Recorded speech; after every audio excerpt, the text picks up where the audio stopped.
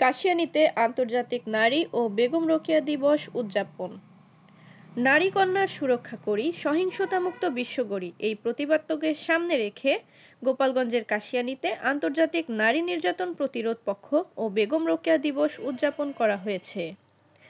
11 December বেলা 12টায় কাশিয়ানী উপজেলা প্রশাসন ও মহিলা বিষয়ক অধিদপ্তরের আয়োজনে ও উপজেলা নির্বাহী অফিসার ফারজানা জান্নাতের সভাপতিত্বে এ উদযাপন অনুষ্ঠান অনুষ্ঠিত হয়। এ উপলক্ষে উপজেলা প্রাঙ্গণ থেকে এক বর্ণাঢ্য শোভাযাত্রা শুরু হয়।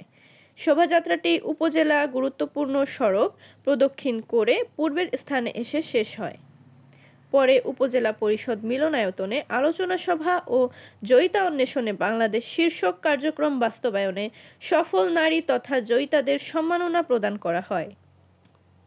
এ সময় উপজেলা মহিলা বিষয়ক কর্মকর্তা শ্রীময়ী বাগচির সঞ্চালনায় উপজেলায় সফল জয়িতা নির্বাচিত 3 নারীকে সম্মাননা স্মারক, ফুলের শুভেচ্ছা ও পত্তলিকা প্রদান করা হয়। নারী জয়িতারা হলেন সফল জননী ফিরোজা বেগম, শিক্ষা ও চাকুরির ক্ষেত্রে সাফল্য অর্জনকারী মিতালী আক্তার মনিরা ও অর্থনৈতিকভাবে সাফল্য অর্জনকারী মিসেস সাফিয়া খানম।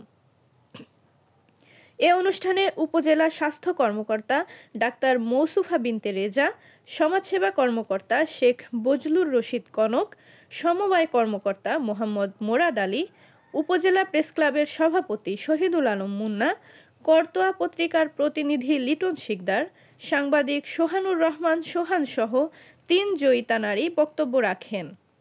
এছাড়াও কাশিয়ানী প্রেসক্লাবের সাধারণ সম্পাদক নিজামুল আলম মোরাদ, উপজেলা প্রেসক্লাবের সাধারণ সম্পাদক পান্নু শিকদার, সাংগঠনিক সম্পাদক মোহাম্মদ আম্মার মিয়া অসীম, সাংবাদিক শেখ জামাল, আরশাবুজ্জামান, তারেক আহমেদ খসরু সহ বিভিন্ন প্রতিষ্ঠানের নারী উদ্যোক্তা, শিক্ষক ও শিক্ষার্থীরা উপস্থিত ছিলেন।